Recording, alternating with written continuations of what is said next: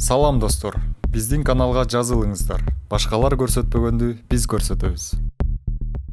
Экономикалык пайдасын биринчи орунга, экология менен элдин ден соолугун экинчи орунга койгон өкмөт менен парламентке элдин нааразы болгон туура эле да.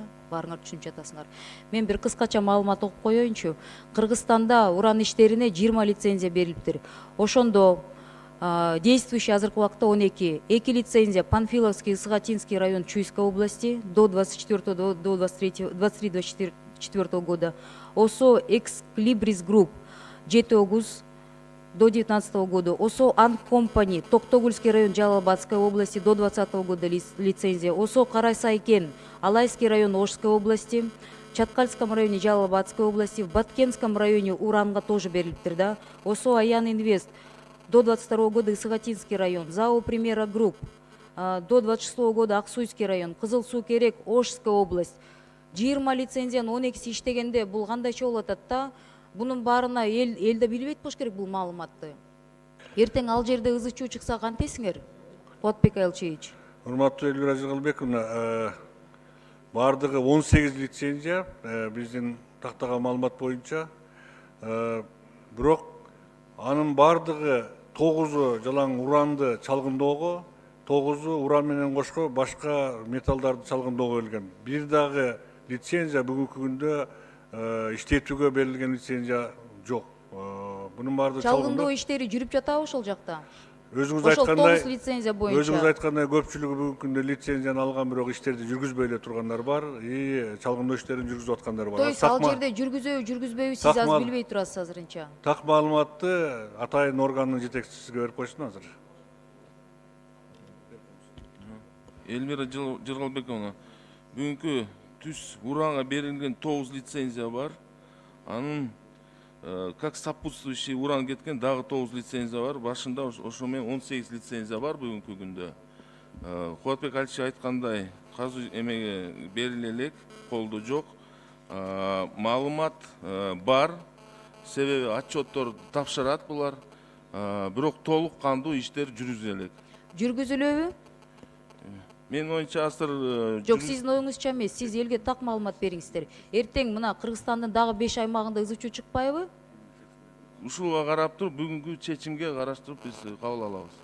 Анан дагы бир Куатбек Айылчевич, бир нерсени мындай түшүнбөй жатабыз да, Кыргызстандын конституциясы боюнча сизге да бизге да жумуш берген бийликти кармаган кыргыз эли деп саналат да, Кыргызстан жарандары. Эгер алар каршы болсо, биз эмнеге азыр ойлонуп жатабыз? Буга парламент өзүбүздүн эркибизди билдиребиз. Коллегалардын баары айтты, мына спикер да айтып атат. Өкмөт ойлонбоңуздар. Ойлонуп калсаңыздар кечке отурбайсыздар. Түшүнүп жатасыздар да. Элдин арасында мындай чоң ызы чуу болуп атат. Анан унутпаңыздар, то, что мы экстрадиция маселесин прошляпили, ууруларды сыртка чыгарганыбызды келе жаткан муун бизге окшоп эркелетпейт. Алардын мүнөзү башкача. Таап келишет. Анан 10 секунд кошуп бересизби? Мен дагы бир нерсени айтып коет элем да. Азыр 10 секунд. Абакта отурган Зилалиевдин убагында 662 на разработку, 670 на разведку лицензия берилиптир да. Кайсы арасына ырдап жатат. Анан 900 000, конечно, булардын сейфтерине табылат. Араңызда отургандарында сейфтеринде 900 000 кийин табылбайбы?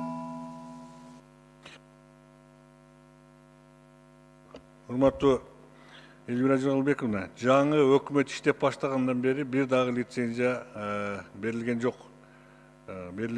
Мен ойлойм, андайдан булар алыс деп. Биринчиси, экинчиси, жана сиз айткандай, өкмөт бүгүнкү күндө ойлонуп отурган жок. Өкмөт өзүнүн полномочиясына ылайык чечимди 22 апрелде кабыл алган.